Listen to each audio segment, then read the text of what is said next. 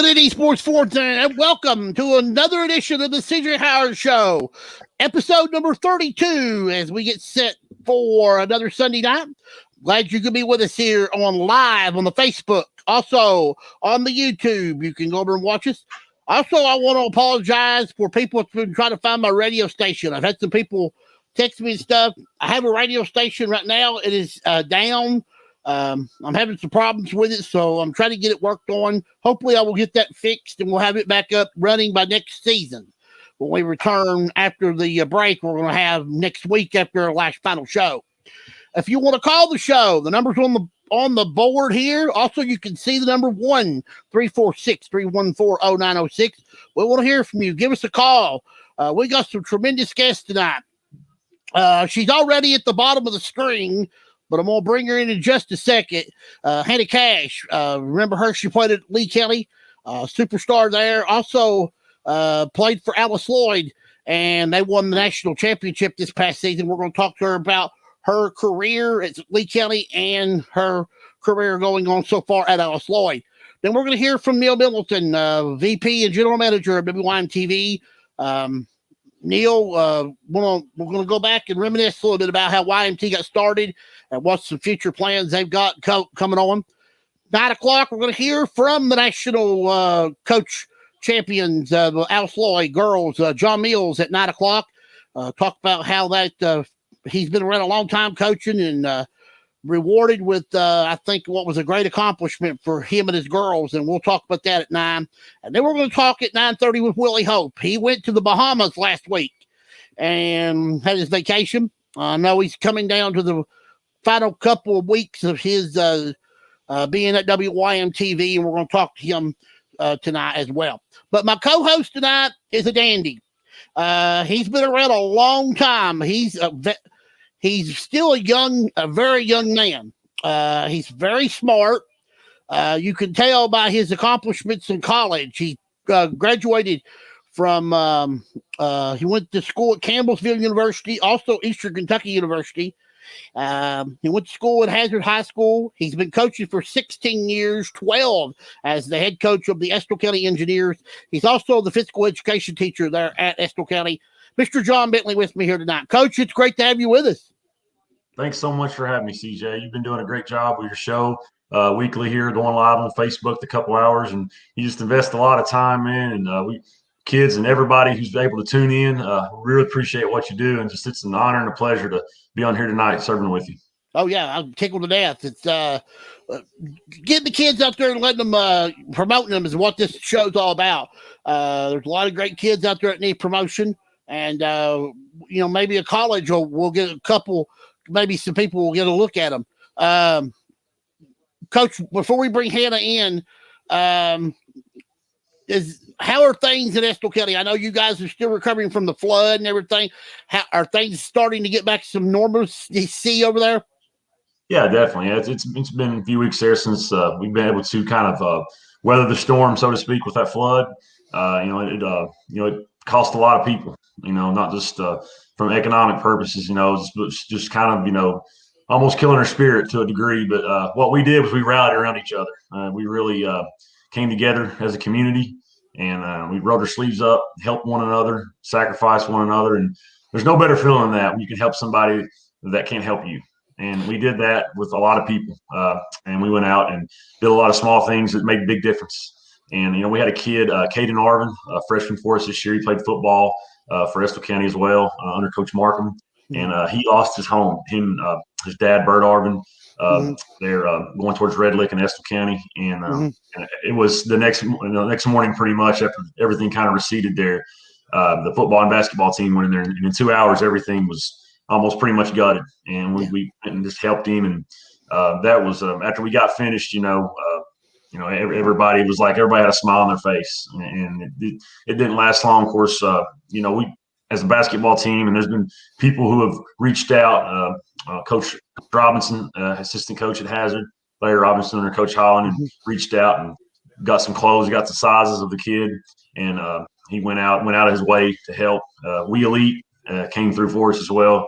John Walker and those guys there, Harold Bashir, Sean Bashir, they do a great job, and it's amazing just how much everybody helped. And I know Breathitt County got hit hard too, and Beattyville was pretty bad as well. So our thoughts and prayers are still with those people.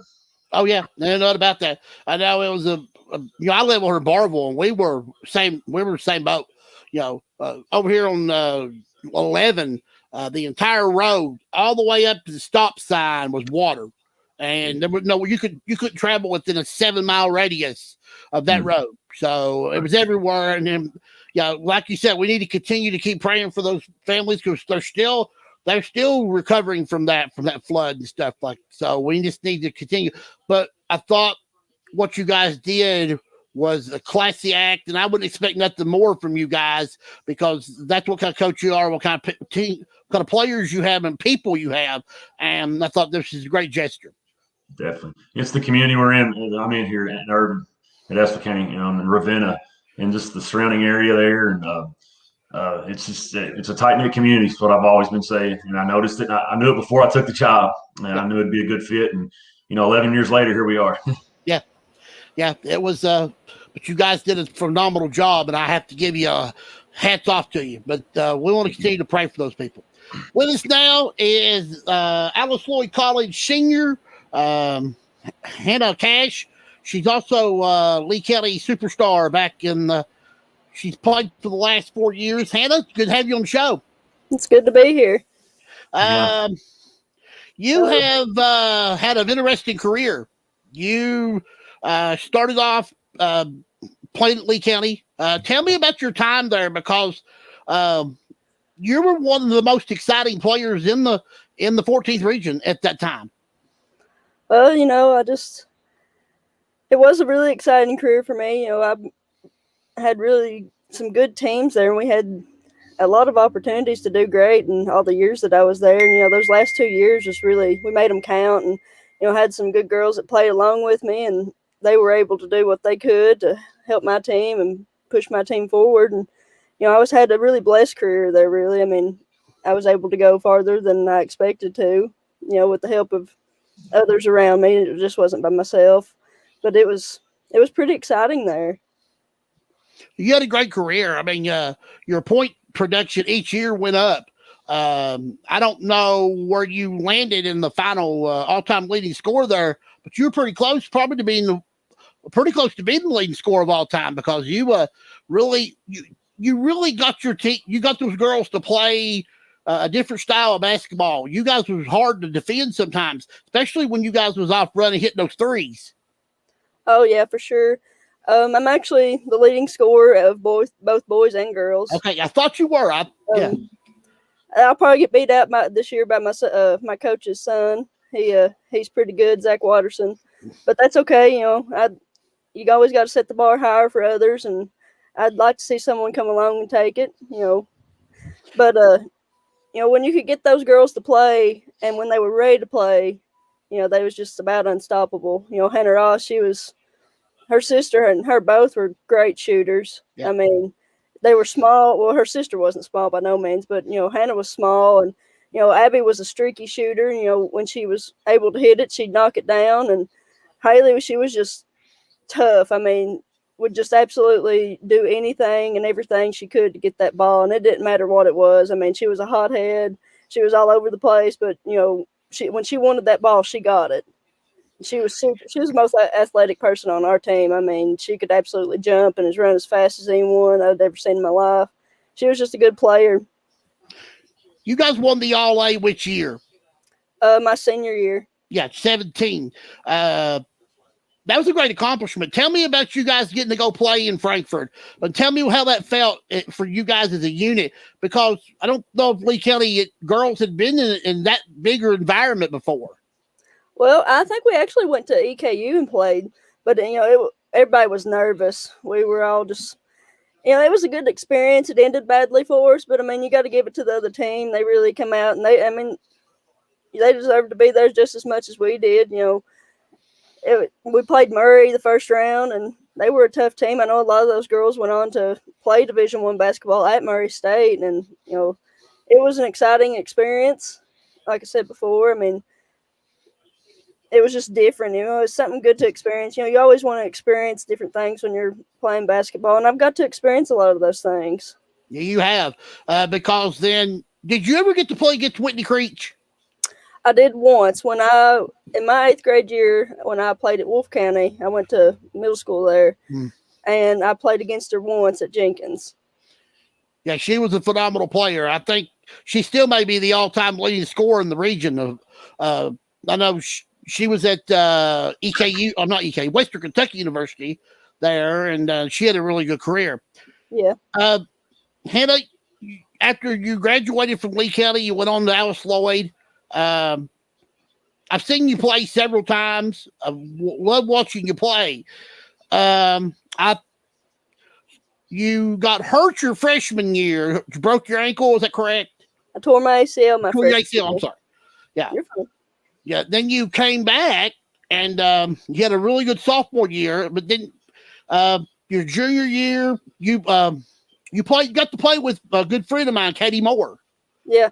And, actually, my freshman year, I tore my ACL, and then that next year, I broke my ankle and dislocated it. I knew you broke your ankle. I wasn't for which year that was. Yeah. Then your junior year, you started getting back into form. You were starting to get healthy because you could see it this year when you guys won the national championship because you was a big factor in you guys winning. Yeah. I mean, I did what I had to do. You know, I played my role, and that was to play some lockdown defense, take the shots when I had them, and, you know, be a team player. I had to get the ball up the floor. I had to take care of it.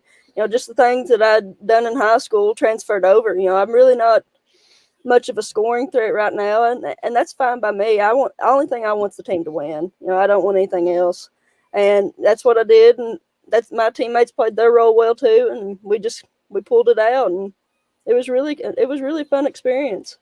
Now, I said that your most exciting experience was the All-A, but then we turned the page on further down to this year, which you can't beat winning a national championship in college. Tell everybody who you defeated and what you were feeling when that game ended. Well, the first round we played Ecclesia. They were, I mean, you got to give it to them. They played really, really hard, but, you know, we just had too much manpower for them. I mean, we had our big girls are the best in the conference. I mean, they're tall, they're long, they're strong.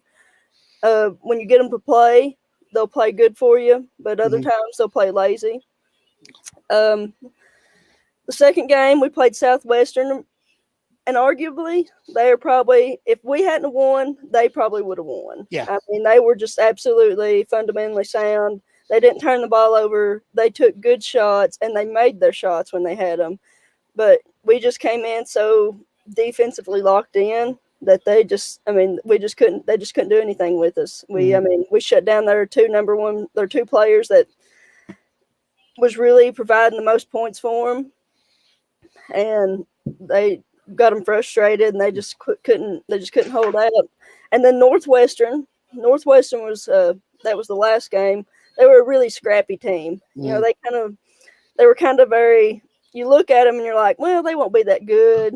But yeah, I've seen those teams. Like, yeah, I mean, you get in there and they're like, man, they're good. They can knock down their shots and they can really just do it all. I mean, they all were like stick thin and scrawny, not very strong. But, you know, in the end, we held the lead the whole game. Ended up with a 12-point lead to win it, and it was just an awesome experience there. I mean, honestly, the Southwestern game felt more of like the national championship win than the Northwestern game it did. I don't know why. I guess because we fought harder for it.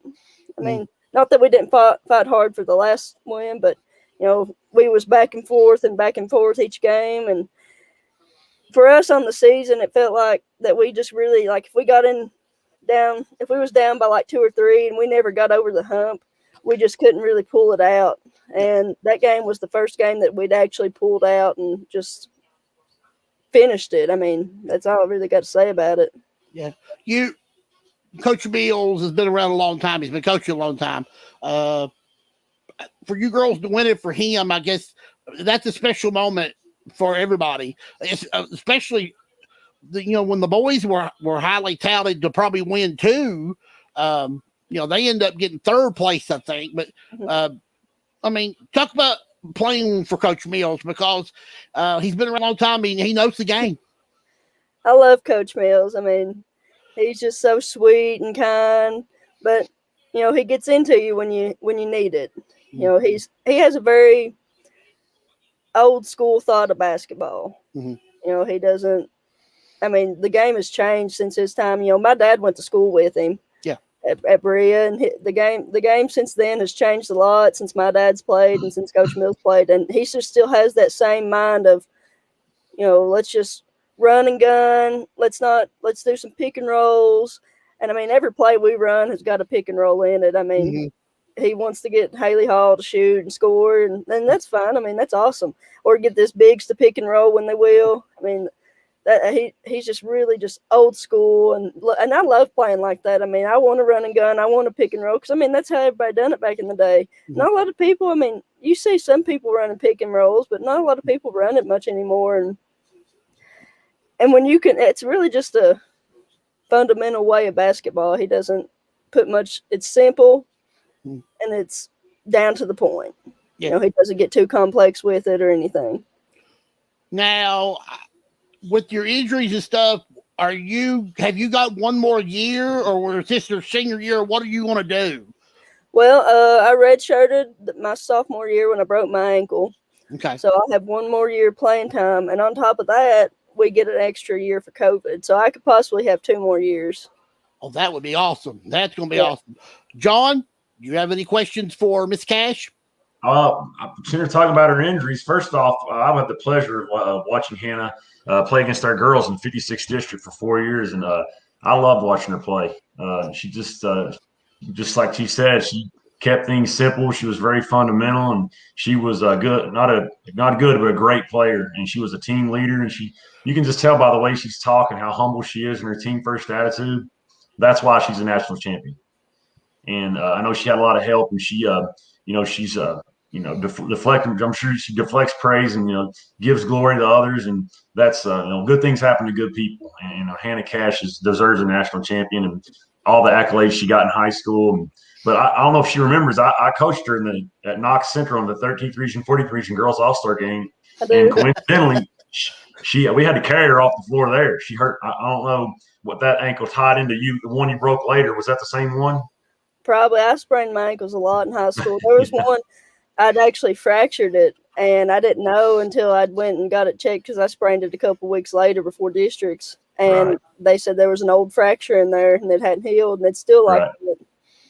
I didn't bother you. No. But it was a pleasure though. Just anytime I got to watch her. Anytime when you think of Hannah Kash, if I did a scouting report on her, I would probably be really long, but I would just one of the first and last things I would have is she's a winner. And she does all the things it takes to be a winner. Thank you. What are your plans after? Are you listening to you talk? I'm not so sure you're going to get into coaching. Yeah, she would be. Yes, she'd be a great coach. Yeah, she'd be a dandy. Yeah, well, she would be. I might be starting my coaching career this summer. Okay. You guys know or have heard of Carla Booth? Yes. Yeah, I do. On Point Ballers. Yep. I'm going to be working for her starting Friday. Oh, that's awesome. Congratulations.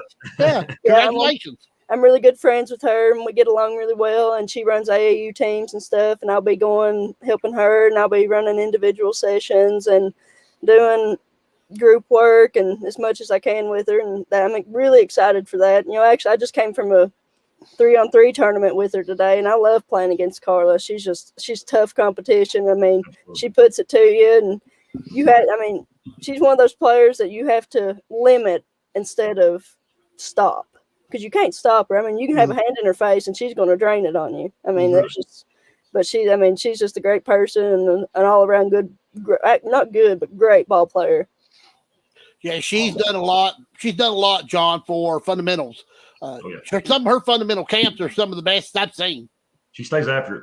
She does. I've done a few camps with her, and she's, she always ran me through the mill, and she really helped me get my confidence back after I tore my ACL and I hurt my ankle. I was playing pickup games with them, and I would do workouts with her all summer last year, and she pushed me to my limits and she made me a better player for it. I mean, you usually see kids come off injuries and they're not as good or they don't have the will to get back. But every girl that I've seen that's been hurt, I always make sure to go talk to them.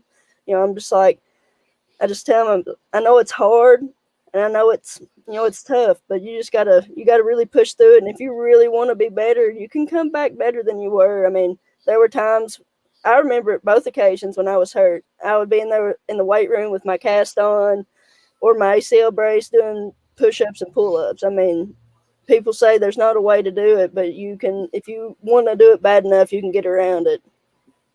I love your passion. Thank you. But to answer the rest of your question, after I graduate school in a year, hopefully when I get out, I can find a coaching job somewhere. But at first, I'm going to go and probably work at a federal prison. I'm majoring in criminal justice, and awesome. I really enjoy that. And I know some people that work in federal prisons, and they like it an awful lot. There's a lot of benefits, some good money in it, and. Well, I know, Hannah. One thing I would love to see, I'd like to see you graduate from high school, and I would love to see you go back to Lee County, and whenever Coach Watterson retires, be the new girls coach at Lee County, because I believe that you would really do a phenomenal job. You could really coach those girls up. You could get them back get them back where they need to be. I know they've had some rough seasons, but they need all the support they can get down there, and keep supporting them. And I think one day you'd be a great coach for them. Well, I appreciate that. I've thought about going back and coaching for them. I mean, it just depends on where life takes me, really. I mean, I got to see where I can get a job at and where I can start out at. I mean, there's a lot of factors there, but I mean, I'm gonna coach no matter what.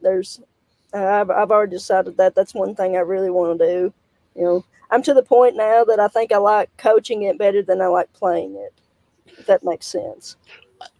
I mentioned a moment ago you played with Katie Moore for a couple of years, and I keep telling Katie, she don't want to admit it, but I said, Katie, you're going to be a coach someday. You got all the qualifications to be a great basketball coach. I said, look at your mom, look at Hillary, now look at you. And I said, you really know what you're doing. And she goes, but I don't want to coach. But I said, yeah, you will. You will coach. I will see you out there coaching somewhere, because you are a good person and you will do a great job.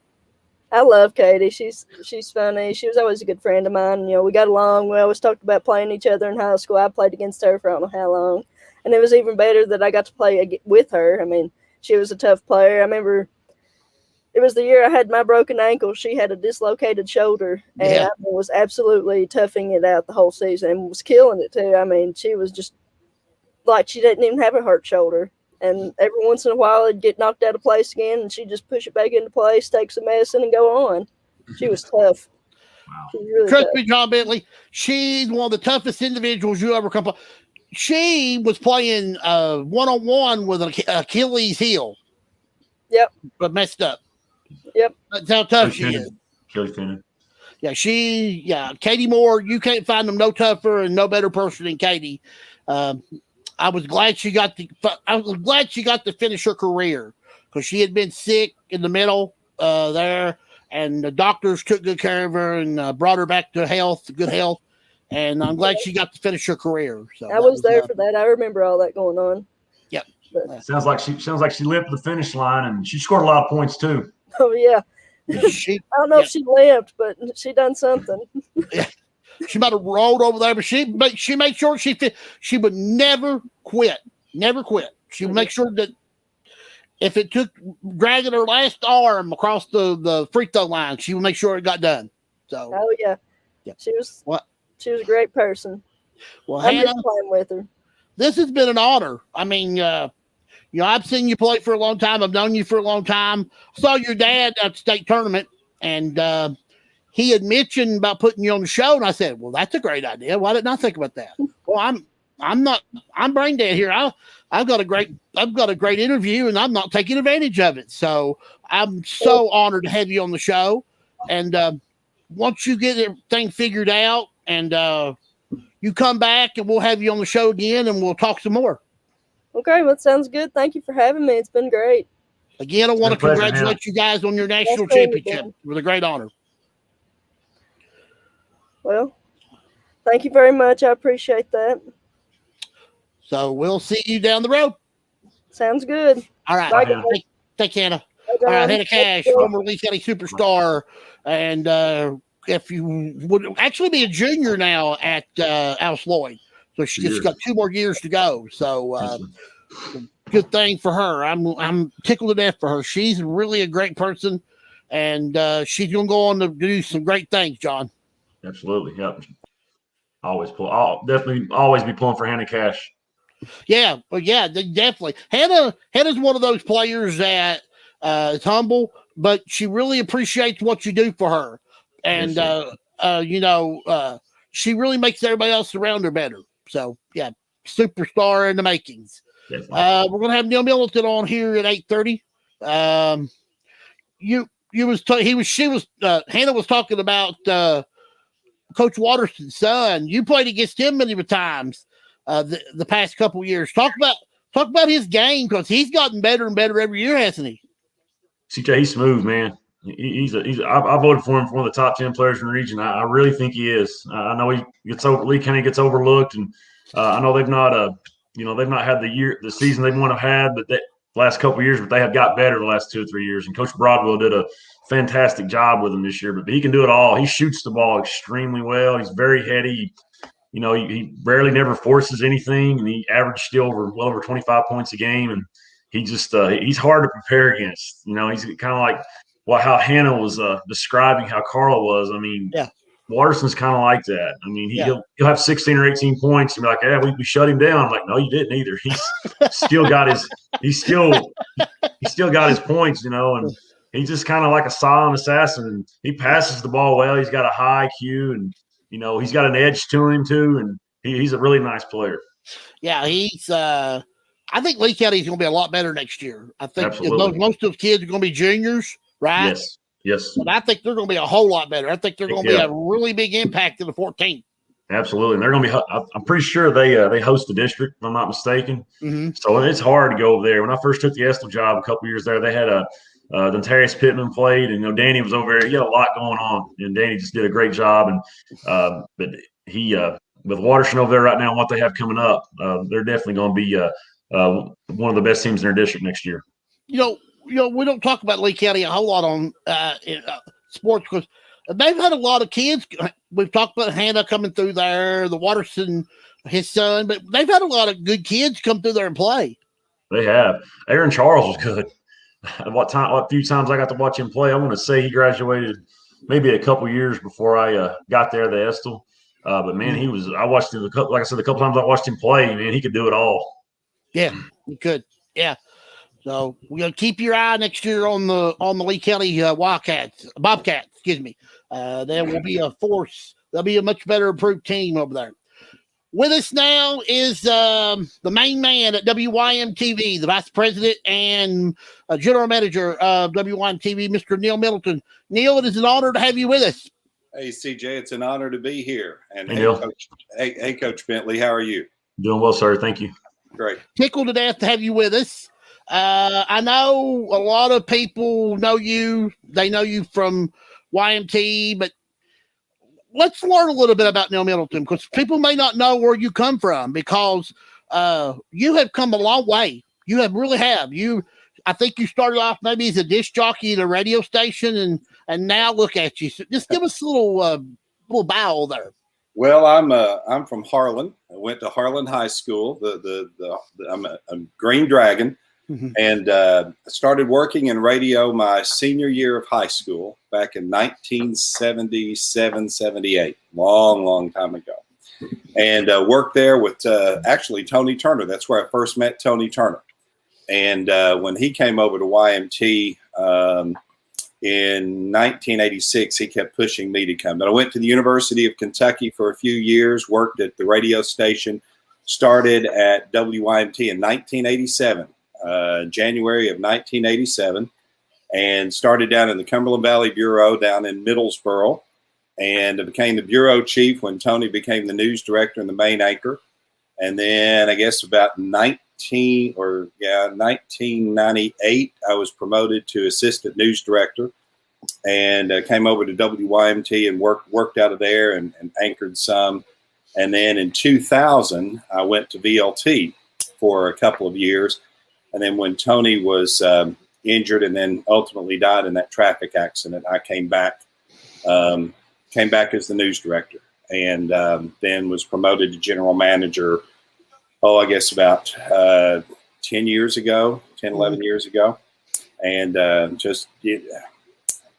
just consider it an honor to be able to serve the community. I mean, that's what we do. That's what we're here for, is to serve the community. And, I get to do that in a place I love. I get to do it at home. And it allowed me a chance to stay in Eastern Kentucky, which is very dear to my heart. And I've been blessed. A lot of people has forgotten when WYMT first come on the air. I'm going to let you tell everybody, but when they first come on the air, not a lot of people were familiar with them. They thought, is this going to be one of those stations that's not going to be around very long? Right. How did you get started, and then how it became a rocket ship to being one of the best stations around? Well, we went on the air in 1985, actually October 19th, 1985. We signed on the air for the first time. It was on a Saturday morning. And then 2 days later, on that following Monday at 6 o'clock on October 21st, we had our first newscast. And it was a dream of Ralph Gabbard, who was then the president of Bluegrass, I think it was Bluegrass Broadcasting, owners of WKYT. Ralph Gabbard wanted to create a station down in Eastern Kentucky. It was going to help them instead of sending reporters down every day. He knew that there was advertising dollars down here, but he also knew that this region needed its own television station. And they were looking for a place to put it. And Mayor Bill Gorman at that time owned the old WKYH and sold the station to Bluegrass Broadcasting. And really the rest is history. The station went up. I think they built it in record time to get us on the air. And their goal at that time was, and Coach and CJ, you both know this, and everybody watching knows this. A lot of times, the only time the media will come into our region, especially the national media, but a lot of times the only reason they come in is when there's a disaster, a mining disaster, there's something sensational. Yep. They come in to cover the bad. And many times the networks come in and they perpetuate those stereotypes that we're all too familiar with. And they wanted this region to have Ken Kurtz, who was the news director at the time at WKYT, was also instrumental in it. And they wanted this region to have its own news station and to share the news of the region and not just cover those sensational stories, those big stories that, yes, need to be covered. But it's also the basketball, the local sports that we cover. It's also having your own weather forecast. It's also covering a balloon launch, or it's covering some big event, for a local school, or it's a new business opening, or it's new jobs coming to the region. Those are the things that your election coverage is the best in the best around. Well, thank you. You do elections, best around. We appreciate that. But that's really why the station was created, was to give Eastern Kentucky its own voice. When it first started, I'm sorry. Go ahead, John. Go ahead. Yeah, go ahead. I will say in 1985, I didn't know that, but I do know in 1987, WYMT televised the regional championships from 13th, 14th, and 15th regions. Region 13 had Clay County pitted against Williamsburg, hosted at Bell High. You had Region 14, the Bobcats of Lee County came that night and played Hazard at Hazard with Wille and Terry and those guys. Yep. Really good team. 67-43, I think my memory serves me correctly, was the finals that scored. And Allen Central had a guy and played a guy, Paintsville, and a guy named John Pelfrey played for him. And I think Clay County had a guy named Richie Farmer. But I remember the guy. Yep. I remember Lee County had. I remember their starters were Todd Clevenger, Keith Combs, Danny Thomas, I think was their leading scorer, and they had a guy named Jackie Little. And I I remember that name. They hit a shot there. He hit a couple of shots there in the first half, and the announcer, one of the announcers, was a friend of mine named Astor Cat Sizemore. I'm sure y'all are familiar with him. Oh yeah. So he hit Jackie Little hits his second jump shot from the outside, and it wasn't Cat, it was the other announcer. He was like, outside Jackie Little. And I just, as a little kid, that resonated all over me. But 1987 was the first year. So you said they started in 85 and you've been around since then. And I was wondering if you were a part of that in any way. Well, I started working in January. So, I was there then.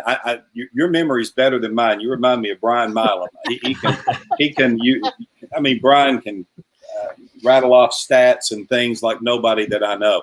I don't remember that exactly. I do know that we started early on doing basketball and football games, and we've continued that throughout the years. And obviously, then that led into the Mountain Classic. But you got a good memory. Yeah, I still got it on VHS. The Hazard and Lee game was live. They did that live, and the other two they did highlights on. I don't know if they did that one live because obviously it was at Hazard, and they were able to go there and do it live. Right. But I've watched that I don't know how many times. It's been a while since I've watched it, but I didn't forget it though. Hey, I may have to get a copy of that from you. Absolutely. One thing we talked about sports. John brought it up. You guys are known for your coverage of the games you've done. You guys have the Mountain Classics, what everybody knows, but you guys have had a ton of games that have football, basketball that have been rememberable. People remember those great moments, and one of the moments I remember is in the Mountain Classic when Harlan was playing. Charles Thomas hit the half court shot. That was a great moment. That was one of the moments I remember. Also, when Leslie Kelly Boys won the tournament back about 6-7 years ago. We've had some underdogs go in the Mountain Classic.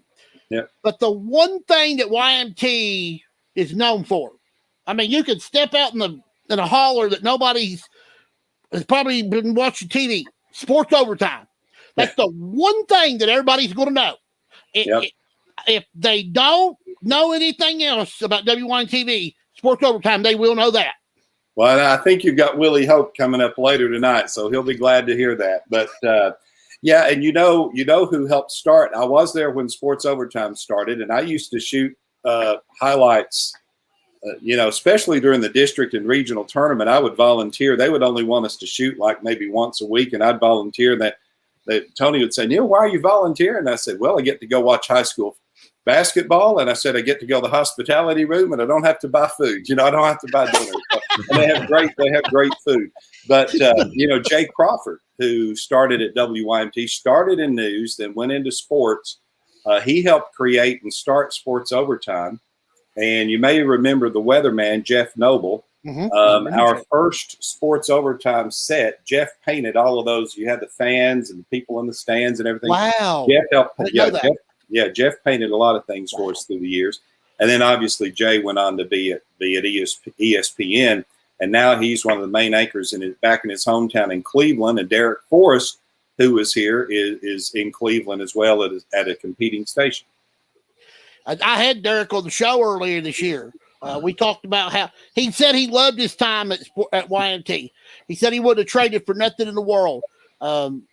He said everybody I've interviewed, sports overtime's their first thing they remember, and it's like a phenomenon. Brian Madeline's even said it a million times when he's been out. People want to know, are you going to get highlights of my grandchild tonight? Because I'm going to be watching. Yeah. Some of them will watch the live and then go wake up again at 3:30 in the morning and watch the replay. That's just how big it is.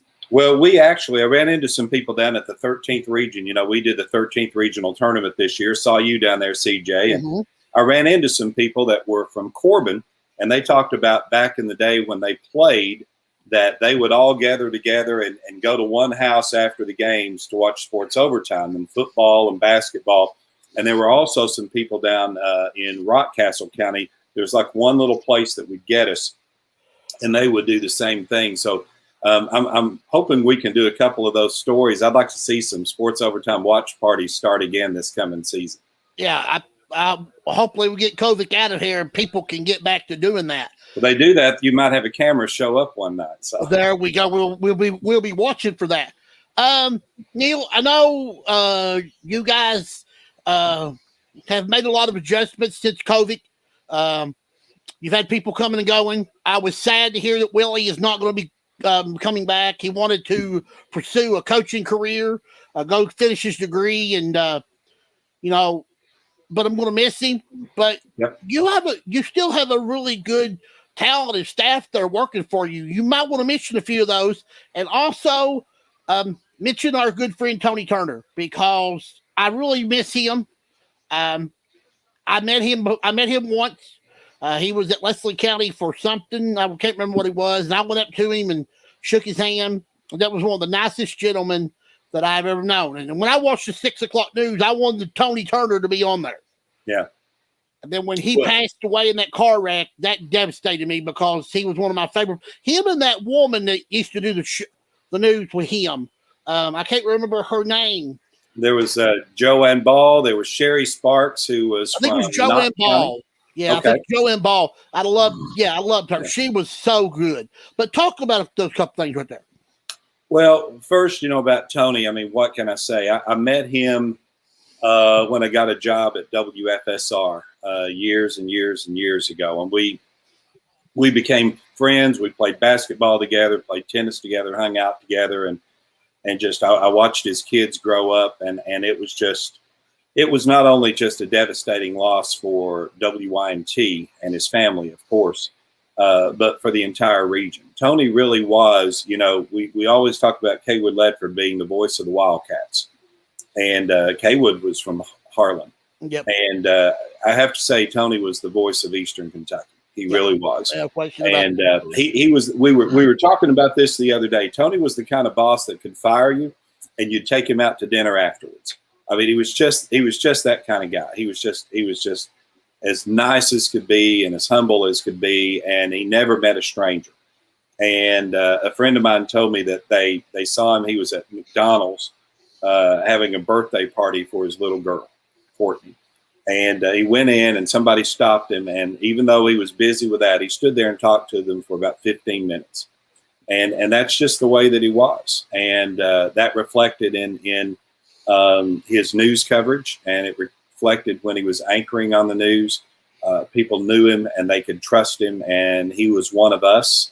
And he didn't put on airs. You got what you saw, and that was Tony. And I miss him every day. He was my best friend. And I still, there are times I still think, man, I wish I could talk to you. I mean, even when I went to Knoxville for 2 years, we talked almost every day.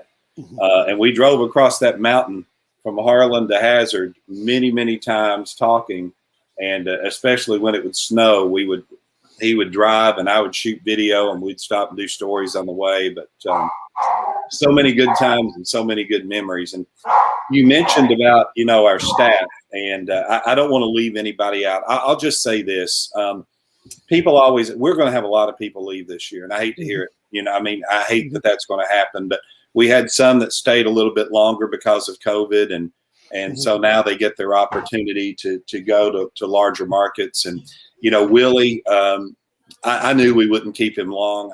Willie is just a great guy and a hard worker, but he's going to do something that he loves, and I'm glad to see him do that.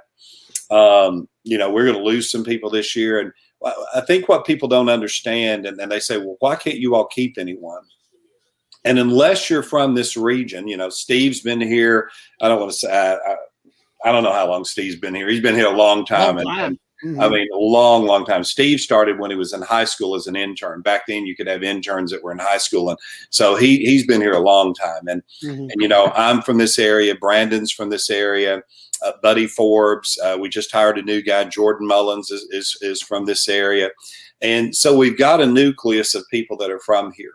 But we also have a lot of people that will come from across the country to get their start. WYMT is known as, some would call it a starter market, where you come to learn the basics of your skill. And then you move on to a larger market where, maybe closer to home, or where you can make a lot more money or whatever. But we've hired people. I mean, Jay Crawford came from Cleveland. Derek Forrest was from Brooklyn. We've hired people from Seattle and San Antonio and Little Rock, and obviously Lexington and Louisville. I mean, if you look at WKYT, I mean, you've got a lot of people down there that are from WYMT. At one point, all 3 sports directors in Lexington were from WYMT. You had Keith Farmer over at WLEX.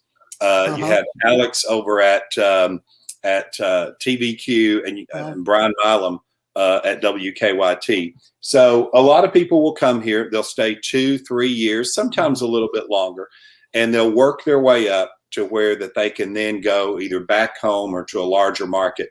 And, you know, I mean, Jay Crawford hit the pinnacle with ESPN. So when people leave, and I will say this too, Derek Forrest comes back at least once or twice a year, not just to see us at WYMT, but he goes around and sees coaches and players. You know, Jay Crawford's come back several times. We have a lot of people that come back, and it's because it is a very special place to work, and Eastern Kentucky is a very special place to be, especially when you're covering sports. I mean, they just fall in love with mountain sports, and just the excitement and the loyalty that the fans have, and the players and the coaches, and it's just a lot of them will come back and visit. But that's why a lot of people will say, why do people leave? And that's really why. They're just looking. You want to help them grow, and you want to help them reach their dreams and their goals. So when Willie leaves, it's bittersweet. We hate to see him go, but we also know that he's going to, you know, I told him and I told his wife the other day, his wife worked with us too. And I said, you know, I know I'm going to turn on the TV someday. It's going to be ESPN or CBS or something. I'm going to see Willie on the sidelines. Yeah. And you know, and I can't wait to see that. Yeah. John, do you have any questions for Mr. Neal?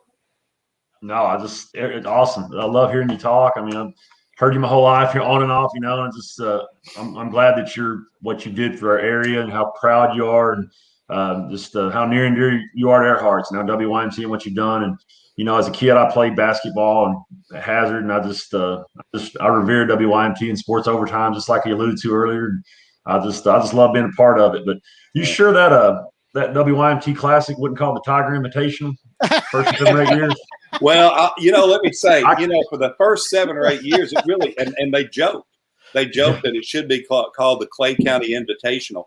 But I got to say this, you know, in those early years, if it had not been for Bobby Keith and the Clay County Tigers, we probably would not have a Mountain Classic today.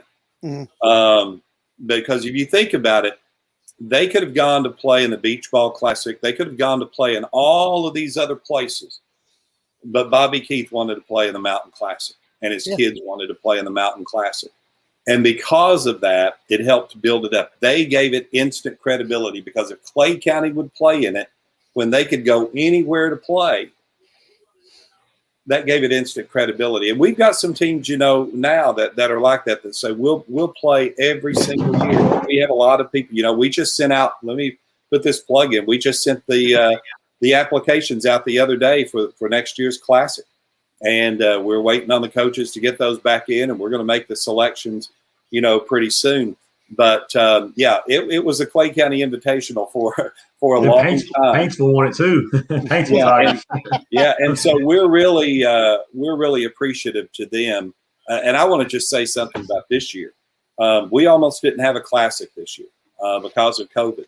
And I really, you know, basketball season was pushed to February, and Coach, you know how difficult it was to do everything. And we talked about it, and we thought, you know, there's just no way we're going to be able to have it. And then the teams that had been selected, they said, we want to play. And they told us, they said, next to the district tournament or the All-A, we want to play this more than any of our regularly scheduled games. We'll make it work if you all will try. And so this was the most difficult tournament to ever do, but it was probably it was the most rewarding, just because we overcame 2 snow delays. We had one team that had to drop out because of COVID, and yet we still were able to pull it off with limited fans. We crowned 2 new champions. North Laurel won their first championship. You had Knox Central that won another one, added another trophy to their trophy case. So it was just a great thing. And then, you know, besides basketball, we've been doing this. We'll have our 35th tournament in December, and we will have helped generate more than $4 million for local schools and students. Yeah. And that's what it's all about. It's about the students. Absolutely. Anything else you want to ask you, John? That's it. Just again, we're really indebted to you. I have a couple of ideas. Okay. You could take them. I would love if you could someday have your own channel for classic, replay all these classic sports overtimes, these classic games, and it'd be just like, how ESPN Classic, Right. WYMT Classic. Well, let me tell you something that we're working on. Actually, what we were going to do this year, if we didn't have, now we don't have all the Mountain Classic games. There were some on old 3/4 inch tape that just, they just will not play anymore. And we've tried to save as many as we can and don't have all those sports overtimes. I wish we did. I'd like to find some. I think we've got some with Jay Crawford. I know we've got some with Brian. But what we were going to do this year, if we didn't have the Mountain Classic, is we were going to try to play some games that week of the Classic. Oh, yeah. And my goal is next year is to do that maybe in the week leading up to it. Oh, that'd be awesome. Play some of those old ones. And now we have all these, I guess, we've got all these other channels as far as they're not necessarily television channels, but, could do just like what you're doing. We've got YouTube. We have, we're on Roku and Hulu and all of these other streaming devices. So we're looking at ways that we might be able to put some content on there in the coming months and years. And that would be one of the things that we would like to do. So we'll get to hear Jim Frazier call some games again. I love to hear that. Yeah. Keith Casebolt, Jim Frazier was the voices of the Mountain Classic. There's no question about it. I mean, you've had a lot of people do a lot of games. But them two, I chill bumps listening to them two because I knew that was the Mountain Classic. That was what it was all about. But one other thing I would like to see, I don't know if you could do this. This would be a great thing. You guys have had so many tournaments. You've had so many champions. How about a tournament of champions for the YMT one year, Mountain Classic? Bring back all your champions. Let them play till you can get down to your final 8, and then bring them on. No, are you talking about bringing back the actual teams? No, I'm talking about whatever team, just if you've had a team win the Mountain Classic, that particular team can play. I thought maybe we were going to get Richie Farmer and John Telford to play again. They can still play, probably. They can still play. So Court at least. But CJ, that's an interesting idea. I don't know. I'd have to take it to the committee, but I think that's an interesting idea. I mean, this year as we pick, you've got to look at who the really good teams are, and we're going to be getting with some people to look at. I know the 13th really well just because I'm from that area. They're going to be loaded. The 14th is going to have some good teams again. The 15th, it's going to be hard to select, but that's an interesting thought. I'll have to see how maybe if we could pull that off. And I want to say this too about the Mountain Classic. When it started out, it was that first year we raised $9,000 in scholarships just that first year. And this year we'll raise another 100,000 or so. And every year we raise a little bit more than 100,000. And all of that money goes to the students for scholarships. But, something else that I'm really proud of that the committee did and that we were able to do is, you remember a few years ago, we added 2 girls teams. We had one game. Yep. Then we did that a couple of years. Then we had 2, and now we have 6 girls teams. Yep. And I just think that's been a great addition to the Mountain. It's been awesome. Yeah. No, I know. Coach Sparks got his you send that invitation, so I think they got one. And I think we're thinking about maybe sending it back to play in it because we got a nice little team coming back, so we're excited about that. But Neil, there's so much you guys have done there at YMT for everybody in the community. Your news coverage and your election coverage and sports and everything. It can't be done no better by nobody else. And I hope you guys continue to keep bringing us our cliff moments and stuff like that, so we can be on our on our heels and know that you guys are going to be right there for us. Well, that's our goal each and every day. We want to be there for the viewers and the public and the people that we serve. And I just tell everybody it's an honor and a privilege, and it's not one that we take lightly. We're not perfect. We make mistakes just like everybody else. We try not to, but we do make mistakes. And but I just I love coming to work every single day. It's just a job that I love. And I don't know what else I would do if I didn't do this.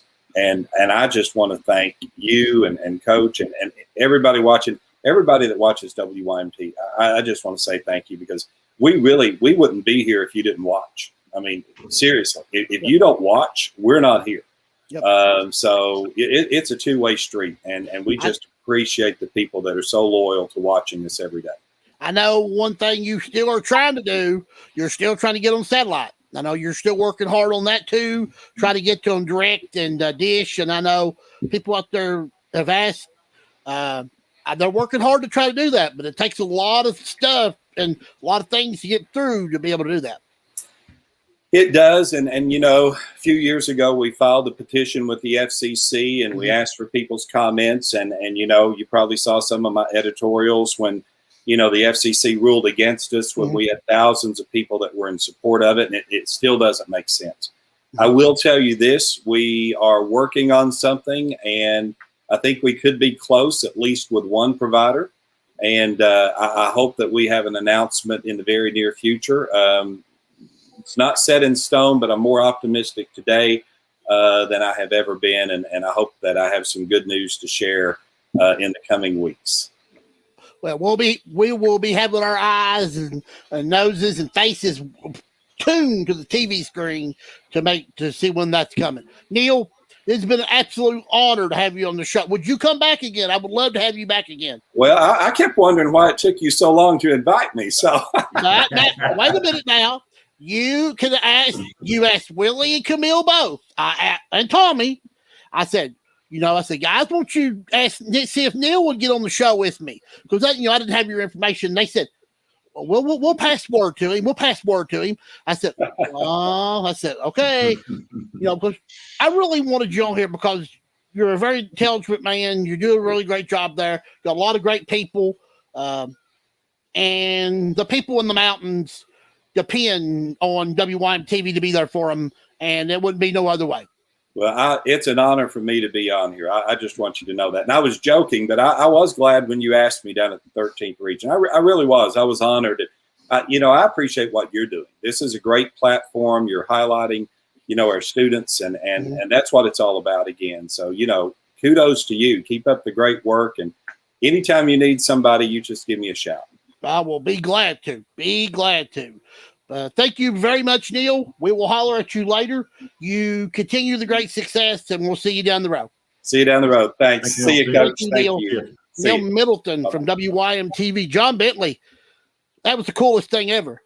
That was so awesome. Oh, man, just a lot of great memories were brought back. And just, again, the platform, the having a serving heart there, it speaks volumes, especially to our community there in Hazard and the surrounding area of WYMT, and people who get to tune in, like I said. And I've my whole life, it's been part of me, WYMT, and what he's did and how passionate he is, and just the fact that he brought up that hey, if everybody doesn't tune in and doesn't listen, we're not there.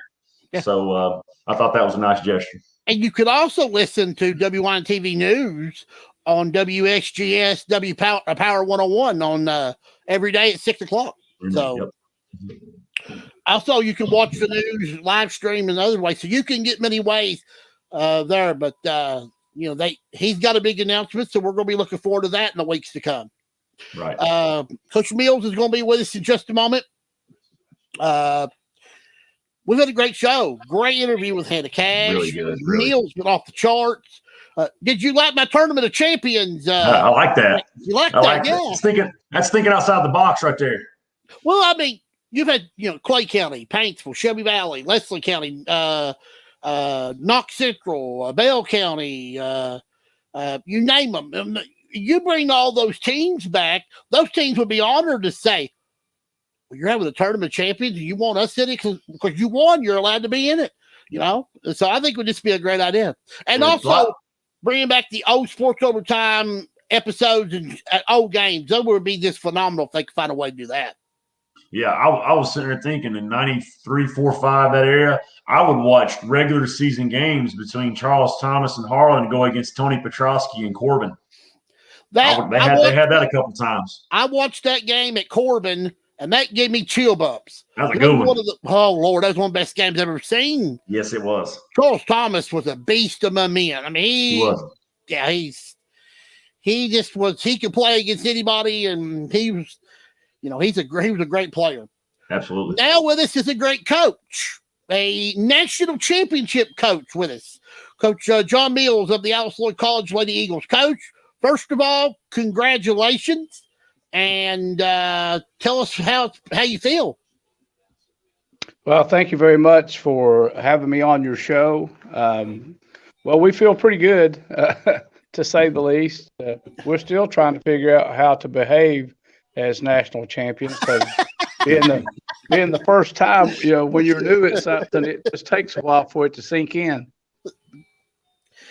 You got a good group of girls.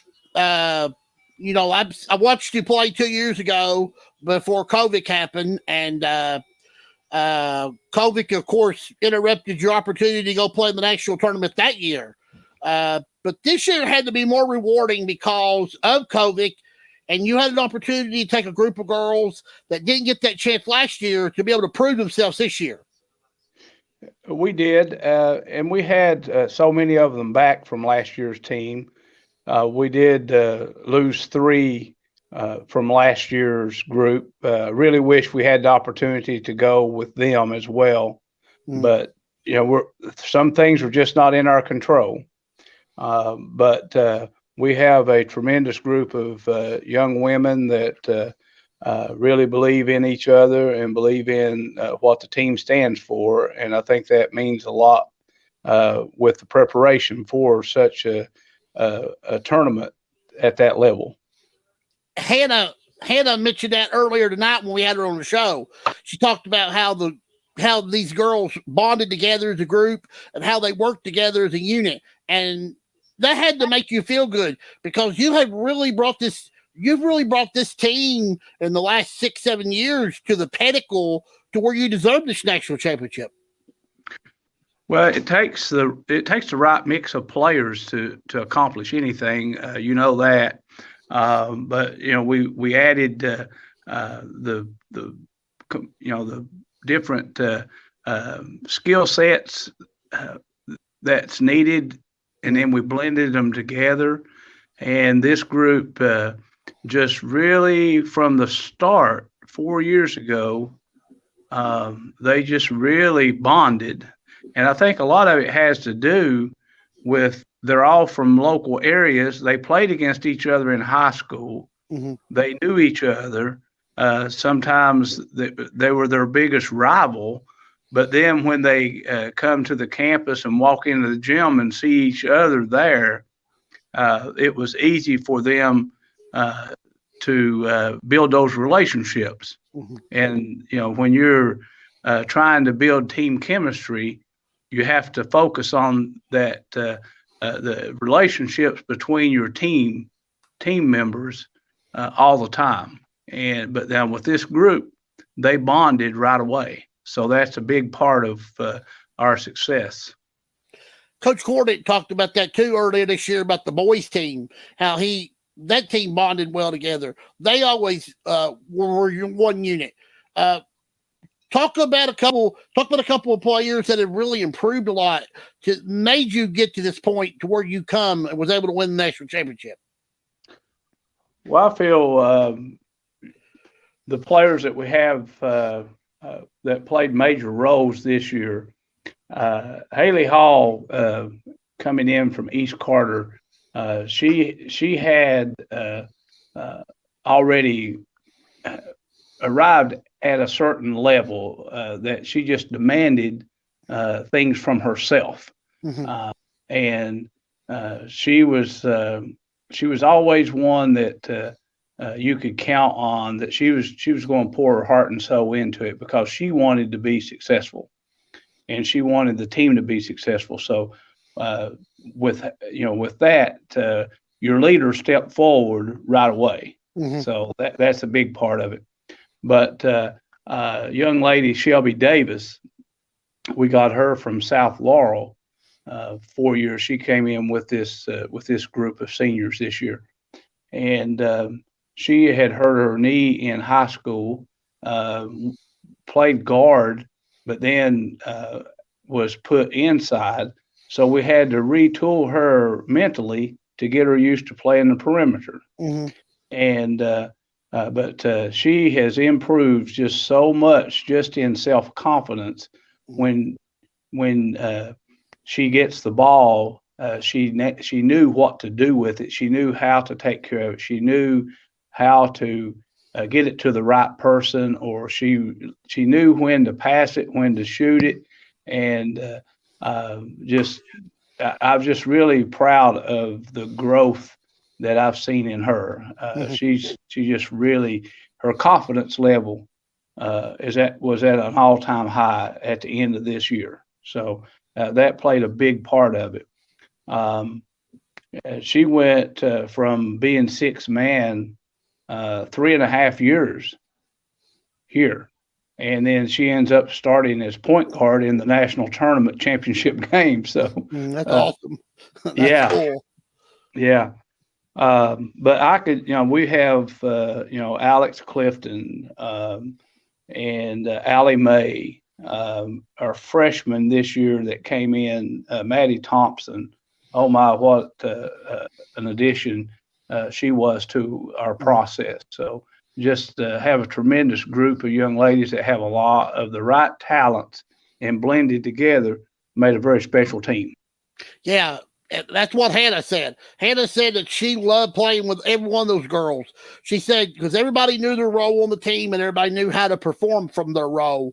And that's what made it a good recipe for a national championship. Coach, you've been around a long time. You've been coaching a long time. Winning a national championship is one of the greatest moments in your life. But tell me some special things you've seen at Alice Lloyd, because you've seen a lot of stuff since you've been there. I've been here a while. Well, I came to school here in 1978 and played on a basketball team here. And, my junior year here, we made it to the national tournament, first team to participate in a national tournament, and that was special. And then in 1990, I was asked to take the women's basketball program over. It was at pretty low at that time. I think in the 2 years prior to me taking over, they had won 8 ball games in 2 years.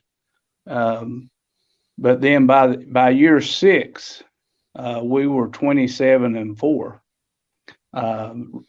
runner up in the big conference, the TVAC, the Tennessee Virginia Athletic Conference, which was a major accomplishment.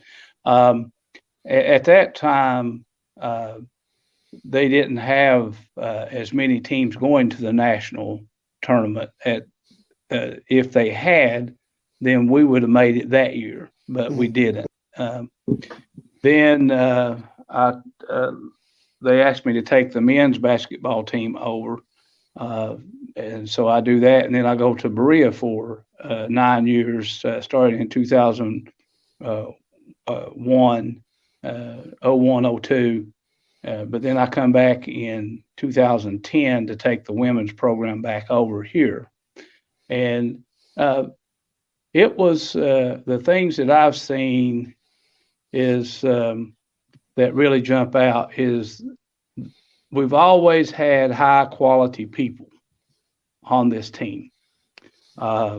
Really, just really good people. And but I think one of the big things that sometimes you didn't have is you didn't have those that held each other accountable. That was the thing with this that made this year's team, well, really the last 4 years, we've made it to national tournaments. All 4 of those years, you had people on that team that held each other accountable, making sure that they upheld their end of the bargain and brought their skill sets to the gym every day. And if not, they called them out on it. So when you have a group that has that courage, then your job as a coach is a whole lot easier. So I just really think that the things that really have grown within our program, and I think too, having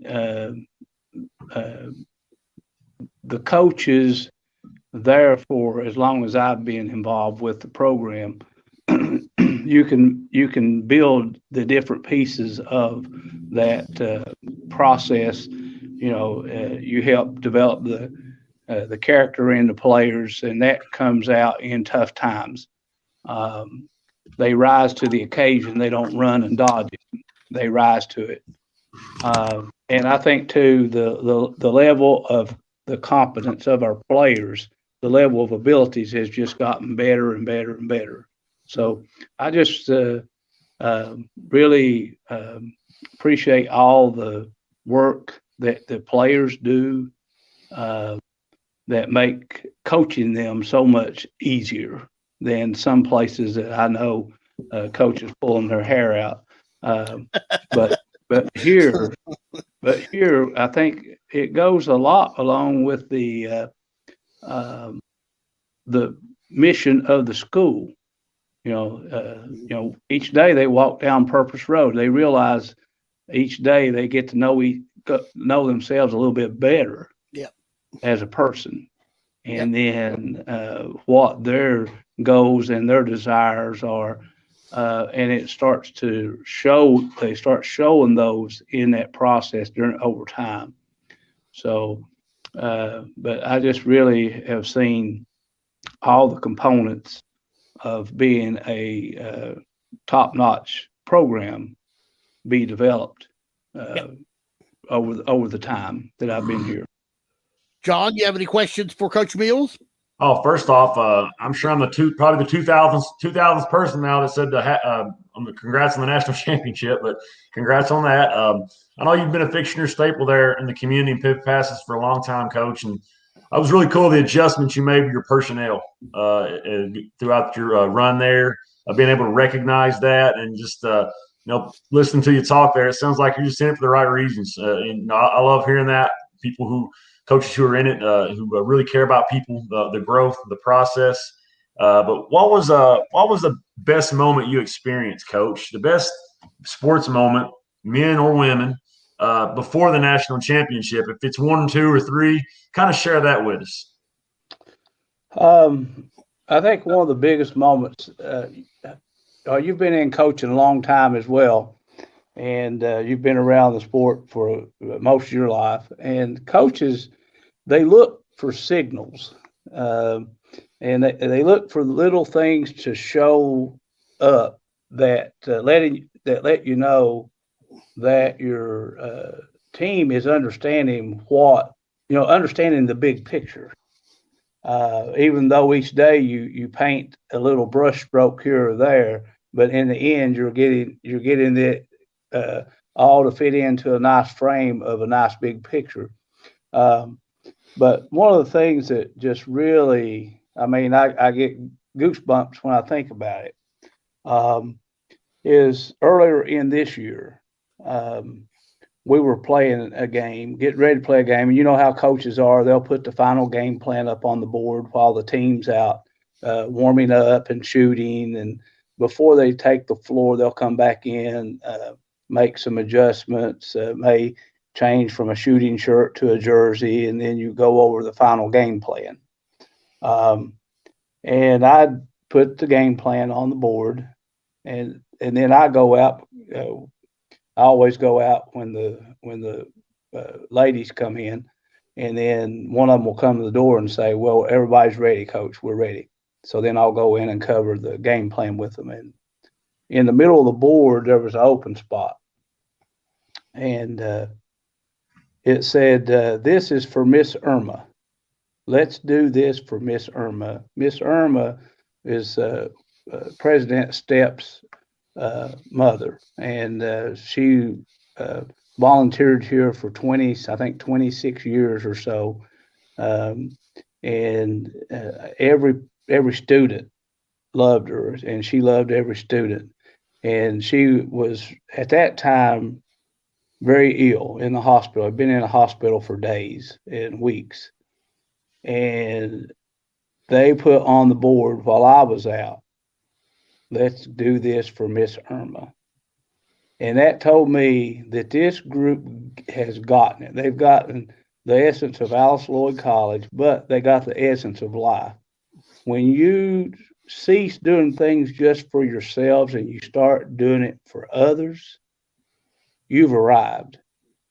And that told me what a special group that I was working with. And that was probably one of the proudest moments that I have had. And that just revealed the true character of every member of this team this year. Awesome. Perfect. I know anybody that's ever been to Alice Lloyd College knows Miss Irma, and they were good. Coach Middleton, did she pass? Yeah. Yes, she passed away in February.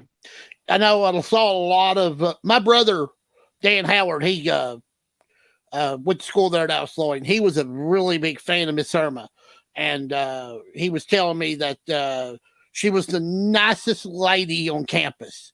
Said that if you ever wanted just to talk to somebody, she would just talk to you. She talked to everybody on campus.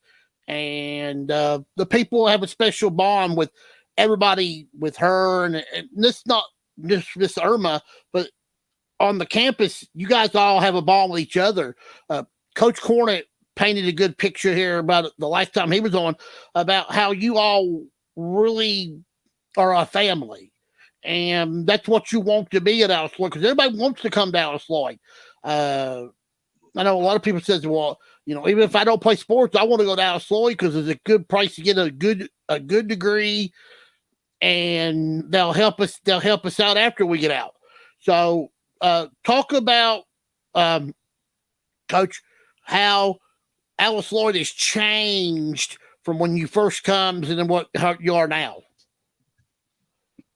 Well, I think from its commitment to the region, I think that's the most impressive thing about the whole operation here. We've gotten better at, mountain people hate bragging on themselves. I mean, we are probably the most humble group of people that exist anywhere. Somebody, if you do something great and somebody pats you on the back, well, I mean, it's almost embarrassing. It embarrasses you sometimes because we're not used to it. But I think Alice Lloyd has gotten a little bit better about being more vocal about what we do and what we can do to help the region. And we're always looking for different ways to reach out to different communities and throughout our recruiting region. But we've stayed dedicated to the Central Appalachia region. We only actively recruit in 108 counties out of the whole world. That's a very small portion of the world, but that's where we actively recruit our students, and that's where we actively recruit our athletes. Now we do have other people here from outside that 108 counties, but primarily they reach out to us. But I think that's where we've gotten better at advertising what we do and selling the strong points of the college. But I think the college has stayed strongly committed to what Miss Lloyd set out to do here, and that is educate the leaders for our region from inside. instead of bringing outside leaders in that have to totally learn the lay of the land. We know the lay of our own land, but it took someone like Miss Lloyd to come in and tell us that we were the leaders that we needed. Mm-hmm. And I just think we've gotten really good at expressing that and showcasing people when they get here, their leadership abilities. And then when they leave here, they walk out with a load of confidence that they can go out and do the things that need to be done to help their little corner of the world. And the facilities here are second to none. I mean, I'm in my office at the gym now, and I never thought when I was in school here, I never thought I'd be sitting in a $20 million facility office and then walk out to two college gymnasiums that any college team would be proud to play on either floor, mm-hmm. in either spot, which we did the first year and a half, and then we moved into the arena.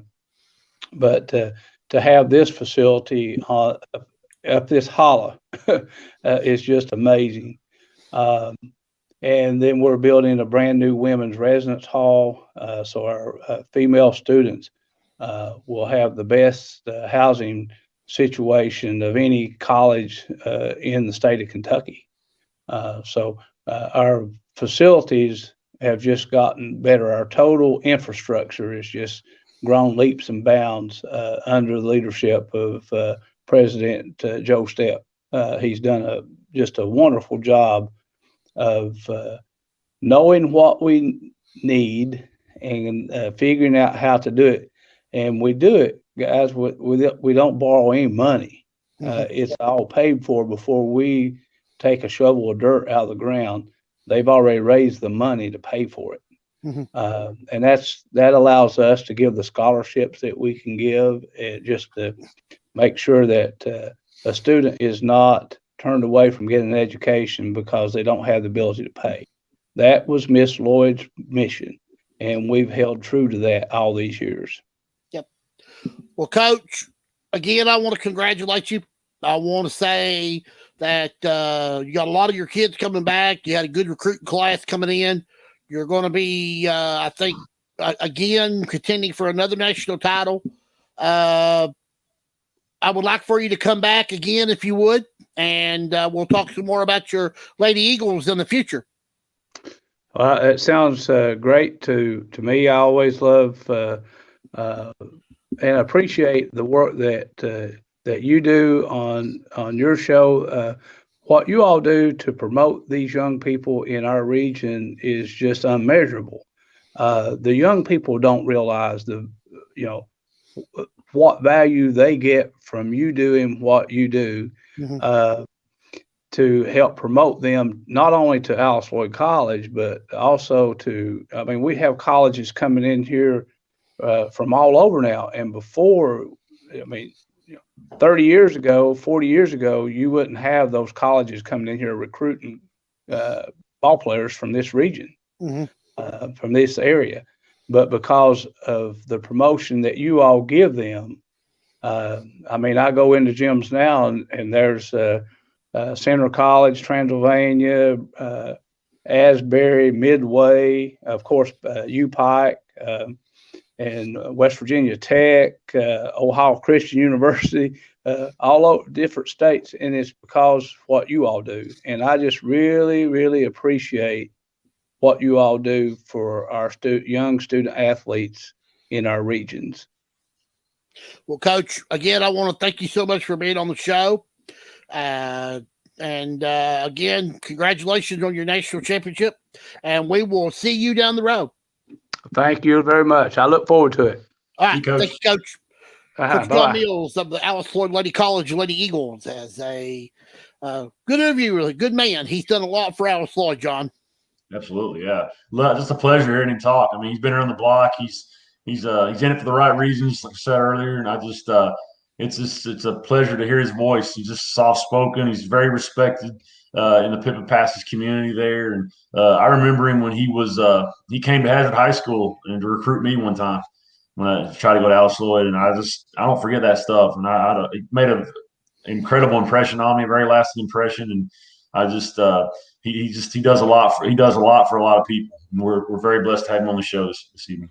Yep, he's got a good recruiting class coming in too. So they're going to be right there again in the thick of things for another national championship. So, but one thing I was going to mention too that a lot of people don't know about NAIA basketball. There's different divisions of NAIA basketball. Everybody thinks that all these NAIA schools play each other, but they really don't. No. I know that I've always wanted to see a game between the University of the Cumberlands and Union, and a lot of times you don't get that matchup, especially in basketball. I know football they play for the Brass Lanham, right? But basketball you don't get that matchup, and so it's a little sad because those would be some great matchups. Because Union's always top 15 every year, so the Cumberlands have gotten there. They've had it going on for a while, but I think NAIA Division I and NAIA Division II is how they separate that. And then you got the Mid-South Conference with Cumberland and Georgetown. Yeah. And, they kind of, to me, that's a tough conference. We talked about Eastern, who left the OVC last month, and who they were going to bring in to replace them in Jacksonville State, who left. And I was trying to think of some teams, and would Georgetown be a good fit for that? Are they ready to play Division? Are they ready to play Division I? Well, the players they have, absolutely. They've always got some studs there. And Coach Chris Briggs, a good friend of mine, just does a phenomenal job there, well respected. Swooped right in and took over for Happy and just didn't miss a beat at all. So, yeah, they would definitely be a viable candidate, in my opinion. Yeah, I was just thinking of some teams that maybe they're going to try to get. I know the conference wants to get 2 more teams to replace Eastern and Jacksonville State, right? Who left, and they went to the ASUN. ASUN, thank you. Yeah, I can't remember that all the time. I know that's going to be a good conference now. I think Eastern can compete over there, so they'll get a look at different players and different kind of athletes and stuff. Right. But I really hope here in about 4 or 5 minutes, ask him about his vacation at the Bahamas. All right. And ask him what he thought about the state tournaments and stuff. Want him to come back next week for the season finale, because one reason why I want him back is I'm going to give him a whole week to think about it. Some of the greatest moments he has seen since he's worked here, and I want his top 5 stories that he's done that he won't ever forget being a reporter. So I know he's wanting to go into basketball. I know he's wanting to go into coaching. John Noble's already offered him a spot of a spot coaching over there in Breathitt County. So, has he really? About that? John said last week, he said, I've done offered Wille a coaching job if he wants to come over here. Oh, man. So, John Noble, he's always trying to get the upper hand. Oh, yeah. There's 2 people that you cannot outsmart, Brian Milam and John Noble. You're not going to outsmart them. No. I agree. They're always one step ahead of the whole game. Mm-hmm. Absolutely. And, especially Brian Milam. He's a wild man. He's very classic. He's a very good guy. Absolutely. Let's talk about your schedule a little bit, Coach. I know summer ball's coming up. You guys didn't get to have summer ball last year. Talk about summer ball a little bit, because it's very important you guys have it. Gives you an opportunity to get your kids back in there and work on some things you need to really work on.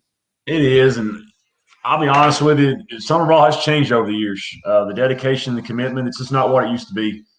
Being frank, being blunt, being honest about it. But, we have some kids that do want to play at Estill County, and we make every effort to that small window we have, about a 4 or 5 week time frame, if that you're able to have a few practices and do some games and go to camps, etc.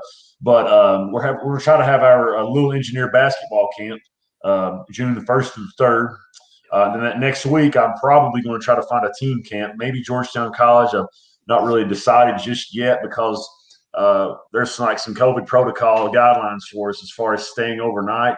And that's one thing I always like to do to help build camaraderie for our basketball team, or especially our young kids coming in, is to stay overnight for at least a couple nights somewhere, just to build that family bond and establish that culture going forward. But we're going to Round County on the June the 14th. We've committed to play 2 games there. We're going to Wolfe County on the 17th and 2 games there as well, with Round and Wolfe County, coincidentally.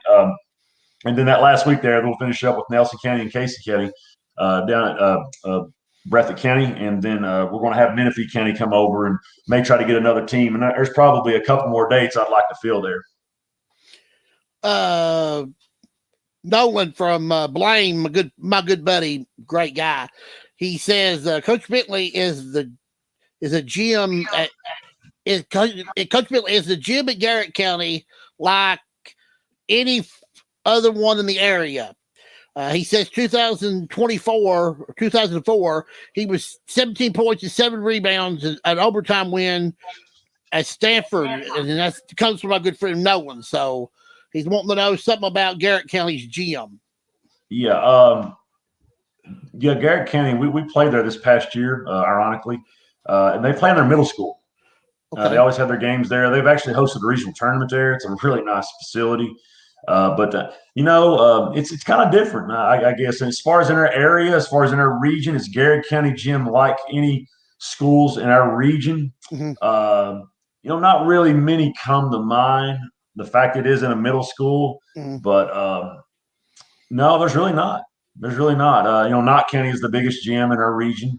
Perry Central's probably falls second, pretty closely behind them, and I think Powell County and Letcher Central would fall in there. But Garrett County, the gym at Garrett County's been there a while, but they had brought up there about the 17 points and 9 rebounds.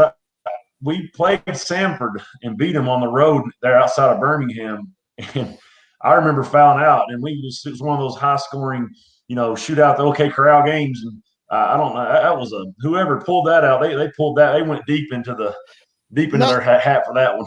Nolan is a book of knowledge. Nolan, if you want to know it, Nolan knows it. So you need to sit down with him one day. He's a great conversation coach. Where's he at now? Where's he located? He's from Blaine, Kentucky. Blaine. Is that John? Where's that at? I think that's Johnson in Johnson County. Is that Johnson County? Sounds right. Yeah, it's in Johnson County. Yeah. Interesting. But he's a very knowledgeable individual.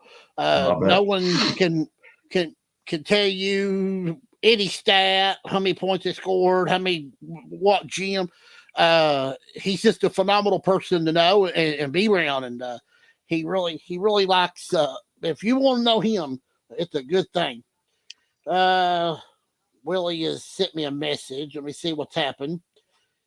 If you could send me. Oh well. I didn't send him the link. Now he's got it now. Sorry. Right. Sorry, Willie. I didn't mean not to leave you out. You should have that now. So I had it sitting there and I forgot to push the send button. That's all good. Again, we got Jon Bentley with me, and we've had a great show. Super show tonight. Awesome. It's been so far. We're going to bring it up one more notch. I think he's tuning in right here. Right? There he is. There he is. We've got the vacation boy back with us. He went to the Bahamas. I believe it's where he went. He had a great time, I know. No, we went to Chesapeake Bay. Chesapeake Bay. Yeah. You look good. Thank you. First of all, congratulations, and we're sad. Also, John Noble said last week, if you want to coach, he's got a coaching opening for you. Beat me to it. Well, you can offer him one too, coach.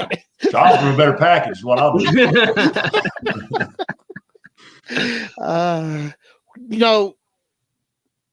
All intents and purposes, Willie. It's sad. It was sad to hear that you were going to be leaving, but I think that if you want to go get your passion, it's worth doing. So congratulations, but we're going to miss you so much. I know you got one more show with me next week, but I know we got, I'm already struggling. So Yeah, we're gonna miss you a lot. It's gonna be hard. Yeah, I'm miss this too. I just talking about it the past couple. I mean, it's so weird.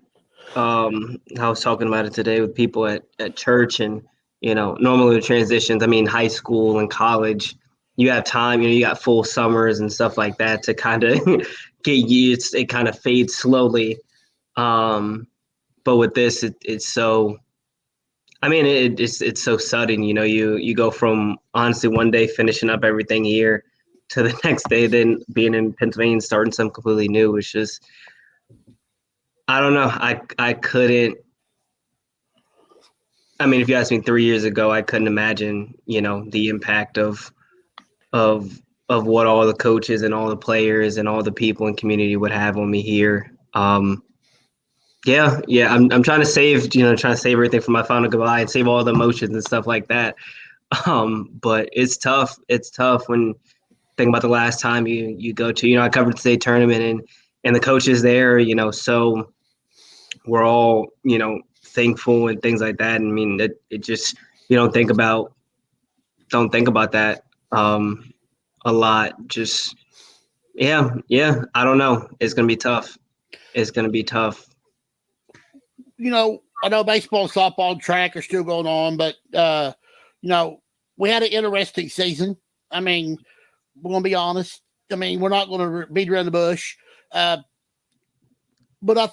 I thought with the COVID protocols and the games canceled because of COVID and what we did have, I think basketball and football was a success because for what we got in and for what we got to see and to see 6 state champions in football and 2 state champions in basketball is definitely a clapping hand for the KHSAA for what they done and put everybody in the safe protocol.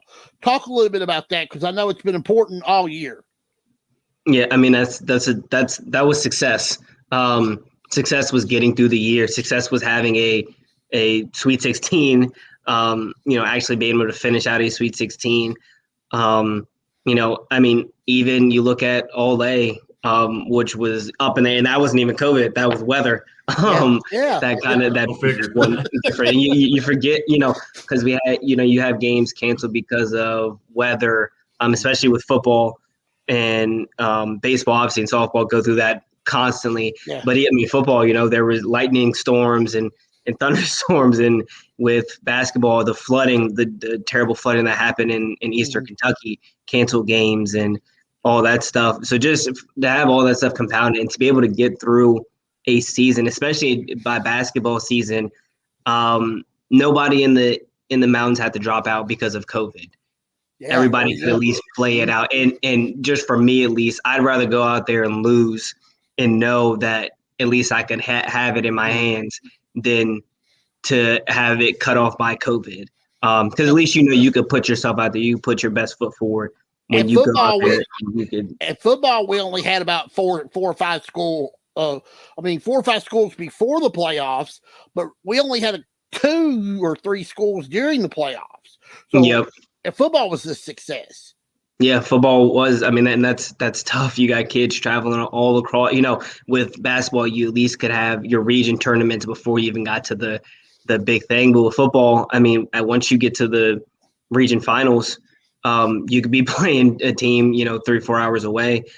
So for them to be able to get through football season, the crown a champion, you think about, soccer, volleyball, wrestling to get through their season, and crown a state champion is big.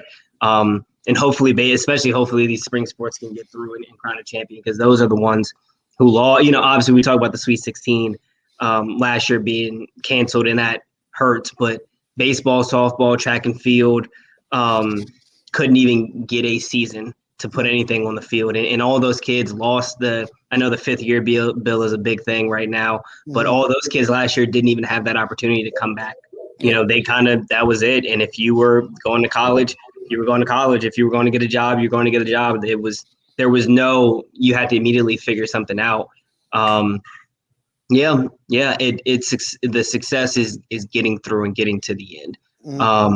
Being able to finish the season. I know, people will have their complaints. There's a bunch of different things might have been, should have gone a different way, but at least we got to the end of it and we crowned champions. Yeah. I mean, I went to the boys' state tournament, stayed the whole week. Really enjoyed myself. Had a great time. It really wasn't that bad. I mean, they played a game. They took you out of the gym. You stayed outside in the open area there till the next game, which was about 30 minutes later. I mean, it really wasn't that bad. I mean, it's not like there was. We hope next year is going to be back to the old format where you play the 12 and 1:30 game. Then you send them on their way for about 4 hours and then bring them back at 6 o'clock. And, but for what they done was a success. I mean, I would love to get Commissioner Tackett. I'm not going to be able to do this season, but next season we'll bring him on early because I want to really get his thoughts. Because baseball and softball and tennis and all those sports will be completed. I want to hear an overall from him from the start to the finish of spring sports of what he thought what everybody did. So can't wait to hear from him later in next year. You were at the girls. I saw the boys, and I'm gonna give you two different tournaments. I thought the boys tournament lacked superstar power. I thought it lacked a lot of close games because we don't have like 2 or 3 close games. The girls, on the other hand, was a lot different. There was a lot of star power and a lot of close games. Because we saw from today, you guys posted Miss Basketball, Mr. Basketball, Ben Johnson for Lexington Catholic, and Brooke Mills from Franklin County were Miss and Mr. Basketball earlier today. So comment on both tournaments and comment on Mr. and Miss Basketball. So starting with that boys tournament, I mean, you're right. There wasn't that star. I mean, and if you look at even just in Eastern Kentucky, people expected North Laurel to make it to the Sweet 16. Knox Central obviously has a really good team as well. Coach Mitchell, I know you guys played against not North Laurel earlier this year, not how good they are, but Knox Central had Javante Turner, who's a really good player. But the main attraction, of course, the name that everybody knows is Reed Shepherd. They got knocked out in the championship game.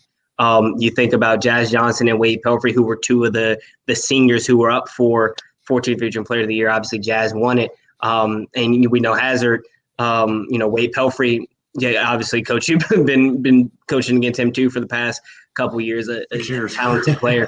And not that Knox Central doesn't have that same star power. Obviously, Colby Napier, Kent Dameron, Josh McGuire down low.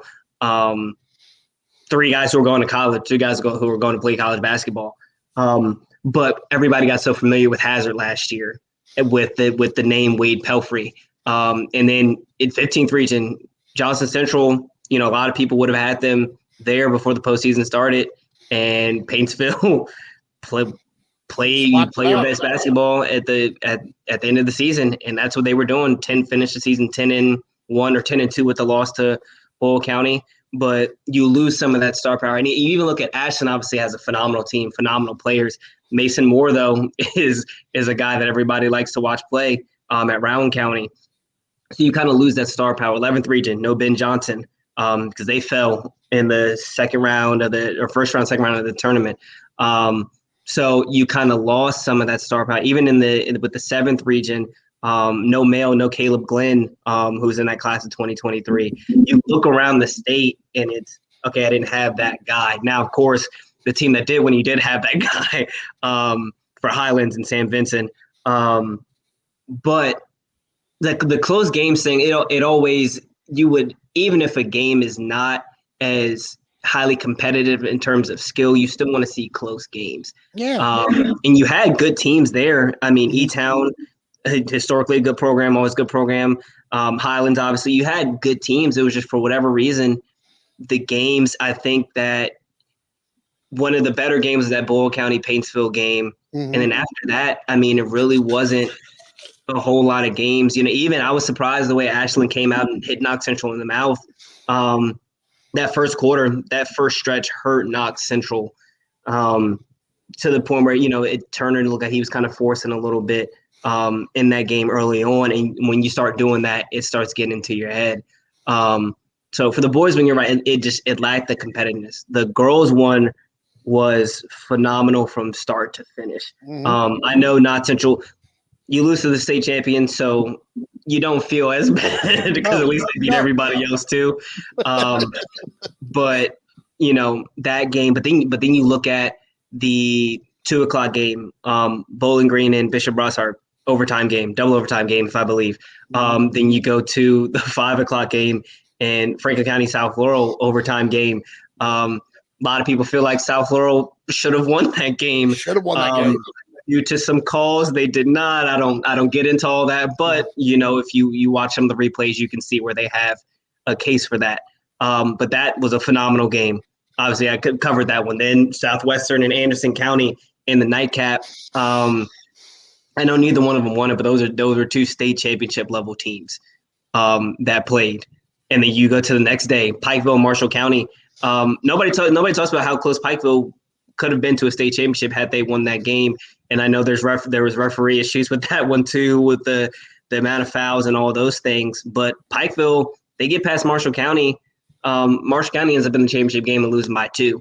And unfortunately, Pikeville just couldn't get over that hump. But you look at all the games, Bethlehem and Bullitt East, got to see both those teams in the regular season. Bullitt East, a heck of a team, phenomenal team. Bethlehem won All-A, a phenomenal team. And you just go down the line, the semifinals were close. The championship game, phenomenal game. Obviously, refereeing came at the end of that one. So, but I think, and I don't know, I didn't watch the boys tournament as closely, but I think the reason that refereeing even came up in the girls tournament was the games were just closer. You're going to have calls down the stretch that impact the game, that have more magnitude and weight. You're up 15 with 2 minutes left. Those calls aren't really affecting the game the same way. Right? Rachel Presley fouling out and only playing 16 minutes is going to affect the game if you're Chris Souter and you are trying to finish off a good Franklin County team with the girl who won Miss Basketball in Brooklyn Miles. That's going to impact. It's going to impact when Alexis Smitty picks up 3 fouls in the first 9 minutes of the game for Southwestern against Anderson County. So I think, in addition to the referee questions, when you have closer games, the refs are just going to be more involved. There's always going to be questionable calls. 50% of the people in the gym aren't going to like you. But I think you're right, and I think that's why the magnitude was just so much higher, and it just a well played tournament. You look at every single team, and they had somebody who was really good, who was going to play college basketball at a high level, at the next level in some cases. With the Mr. and Miss Basketball, no real surprises, right? No, you got a Bellarmine signee, which obviously we see how good Bellarmine's program is at the Division I level already. And then you got Brooklyn Miles going to Tennessee. No real surprises there. I got to see Miles in person when they played against South Laurel. Quick, can get to the basket, has good vision. Obviously, it's easy to see why she was a Division I recruit and why she's going to Tennessee. So no real surprises there. We're hoping they bring one back to the mountains. I know there hasn't been one to win it. And really, what kind of hurt too was Trey James leaving early. That might have been the guy who you thought would have had the best shot from Eastern Kentucky, but he goes to Tyrone. Obviously, invaluable experience to be practicing with guys who are playing the NCAA tournament for him. So no shade at all towards him, but he would have definitely been up there for that Mr. Basketball award for sure. I think North Laurel's got the best chance of bringing back a state title in the next 2 to 3 years. The reason why I say that, the core of their team is back. They're sophomores, they'll be juniors next year. You never know what's going to be where, so you don't know who's going to stay back. So, I mean, I think North, if you're looking at one boys team, North, if you're looking at the girls team, I don't really see a girls team out there, but I see probably some really good girls teams that could be pretty good. You look in the 14th next year, girls. Look at Leslie Knott and Fletcher. All 3 girls lost 1 senior apiece. So they got everybody coming back. So, and you saw the 4 overtime Classic that not Letcher put on in the 14th region final. So that just tells you that girls basketball is heading up, and maybe boys basketball. Coach Bentley, when he can tell us more. I don't know if it's hit middle, but it's going up some. But if we don't get the kids to get motivated and want to play, it's going to start going down because they got to get motivated. I mean, that boys state tournament, I was glad to be there, but wasn't very interesting at all. Yeah, I want to see more out of our kids. So, Coach Bentley, you can chat about that with Willie. The luster wasn't there, just like Willie said, and he had some, it's the vast amount of knowledge he spoke with, and it was just very indicative. The girls' state tournament was very entertaining. Willie, first off, I appreciate everything you do. There's a lot of loyal, true, and passionate fans in Eastern Kentucky, and a lot of people will say, whatever sport it is, if it's girls or boys or whatever. I mean, sometimes you hear the thing, well, y'all have nothing else to do there. So I hear that a lot. My wife is from Lexington, so she lets me know about it all the time. But in all reality, what you do and what you speak, how you speak from the heart, and just the kind of person you are, and how in tune you are, you're going to leave a really lasting impression on not just the people there and the kids, but just the grandparents and people who put a lot of value into sports there, and how sports shapes, molds, and builds and helps the character of our kids or in that area there, especially where you're covering at. And I just want to thank you for that, man. And God's got some good big plans for you, buddy. Coach, thank you. That means the world to me. I appreciate that, Coach. Yeah. The one thing I want to say to you, Willie, I think that you're going to be a great coach. You're very smart. You're very intelligent. Shooting all these highlights, it's going all that you can take to I don't know if you want to coach a boys or a girls team, but I prefer, you probably prefer a boys team, but you could coach either one because you're really you could do a great job with both. I appreciate that. I really do. It means a lot. I've been trying to soak it up from you all, obviously watching what you do on the sideline and just listen in and talk. I've been in your gym and been able to talk to you during practices, and you've been to the station and just I think that's where I just gained the most knowledge.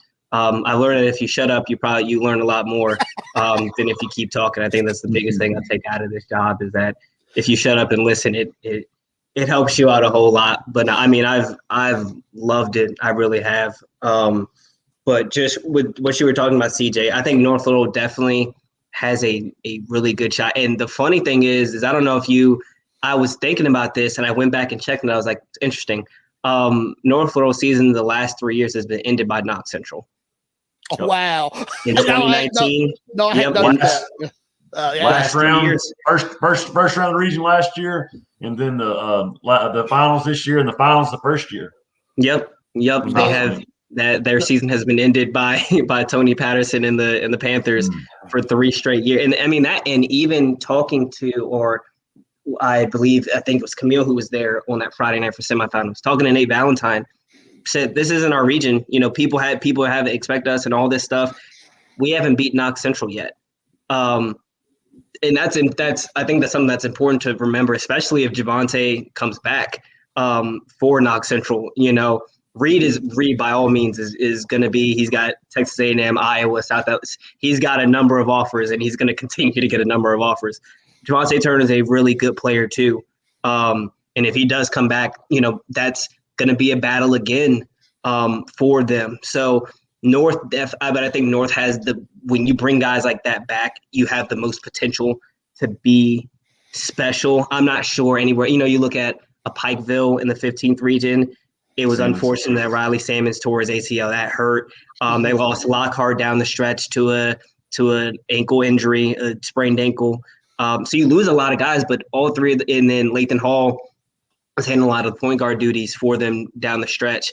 But you bring all three of those guys back, and you bring a lot of guys back on that roster. I think if Salmons can get to Rupp, I mean, Salmons can play. Salmons is a Division I prospect. He's got Moorhead, Tennessee Tech, EKE. He's a Division I prospect. And I even watched him. I've watched him obviously multiple times. He gets going, man. It's tough to stop. It really is. I think they definitely have potential to be there. I think on the girls' side, I actually think, man, North and South, every year. The thing I always think about when I watch her games is like, man, if they were still one school, they'd be competing for a state title every year on boys and girls. Yeah. Boys and girls. And I mean, honestly, sometimes like pick a sport. I mean, you watch them in, oh goodness gracious, I watched the girls soccer team, North Laurel's girls soccer team, really good team. You combine some like, man, like you combine North and South for the past 3 years. Oh my goodness, Laurel County might have 2 state titles, might have 3 state titles. That's how good they've been. But I think both of those teams definitely have a shot. North Laurel girls lose nobody. They lose nobody, and they will be upset that they did not make it to Rupp this year. Yeah. I think, and what you talked about in the 14th region, I looked at all those rosters, all the teams. You look at Southwestern, South Laurel, Knott Central, and Pikeville don't lose more than 1 or 2 seniors. Yep. That's if you want to repeat which 2 of those teams did, that's a big help. I think when you look at the 15th region, I think Pikeville is right there. The past 2 years have to hurt for Christy Orem and the Lady Panthers because they were right there against Casey County, and then they were right there against Marshall County in that game. They got a special player in Trinity Rowe. Oh my goodness, to be a freshman on that stage, and she led Pikeville in scoring. I mean, so the layup, the up and the scoop layup that she had, the step back 3. People take notice, man. That's a good primer for Miss Basketball to start to put your name out there as a freshman. She's a special player, and I think them and Shelby Valley definitely have potential on the girls' side. Cassie, they got to keep Rowe. They got to keep Rowe healthy her senior year. That's the biggest thing. Healthy, I think they could win it, but Oh yeah. When she was healthy, they hosted Bethlehem this year, and they lost by 3. And CJ, they had 5 girls down for the entire second half. They had some injuries and things like that. So they had 5 girls in the second half, were down by 9 at halftime, and cut that game to a 1-point ball game. Bethlehem, a special team, back-to-back All-A champions, state champions. I think, and you can't forget about these other teams because some of these other teams have the potential to, is just like you said, putting it all together. But I think on the girls' side, definitely. I mean, some of these, we're working on our year-end show for football and basketball season, and I'm looking back at some of the performances. You look at a Kinsley Felton from Lawrence County who was putting up 30 like it was nothing. With what she was doing. You look at Knott Central brings back Kylie Gayhart, Abby Maggard. I'm not gonna list all, but you lose 2 seniors off that team. There's special talent. You look at Bell County's roster with what they brought back this past year, had a really good team. Obviously, Letcher Central we mentioned.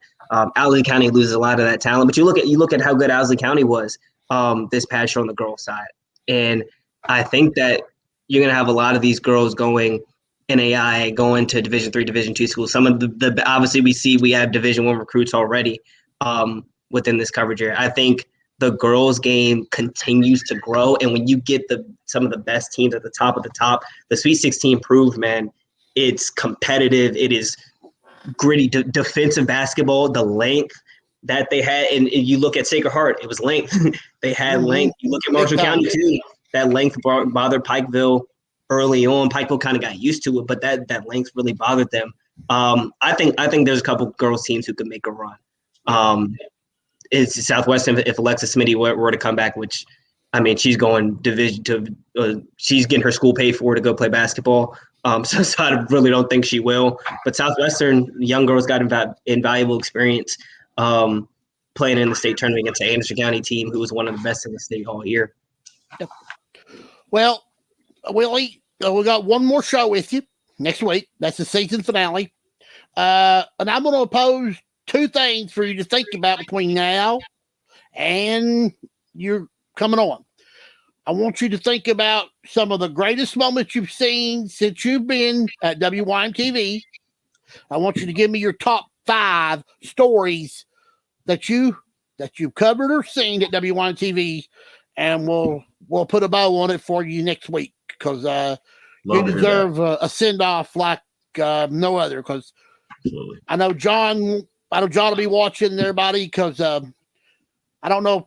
You know that they're having the 14th Region Awards Saturday or Sunday night too, Sunday at 6 o'clock. Mhm. So, but I wanted to pose those two questions to you now. You think about them, and then next week we'll come back and we'll see what's on your mind from the day you got here to now. Absolutely. I will think about that. Yep. Well, Willie, it's been an honor to have you with us tonight. We will see you next week. Sounds good, man. You guys take care. Have a good night. Coach, thank you for everything. Yes, sir. Thanks, buddy. Willie Hope, WYMTV, we're going to miss him, but he's got one more show with me next week. We're going to have a good time with him. Let me give a few announcements, John. I'll let you get your final comments.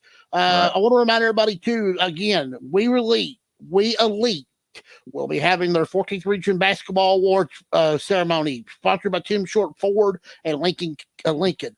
Be Sunday at 6 o'clock at the Summit Church in Hazard. They'll be celebrating this season's honor of players and coaches for all over the region.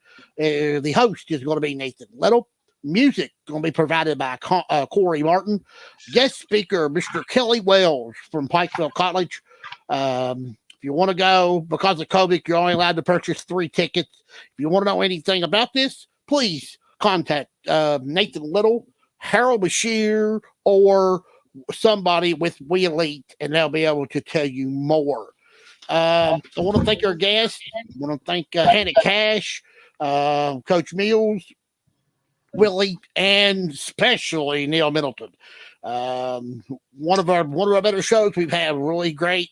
One of our better shows put all together, and it was just phenomenal from start to finish. I want to remind everybody, next Sunday is my final show of the season 1.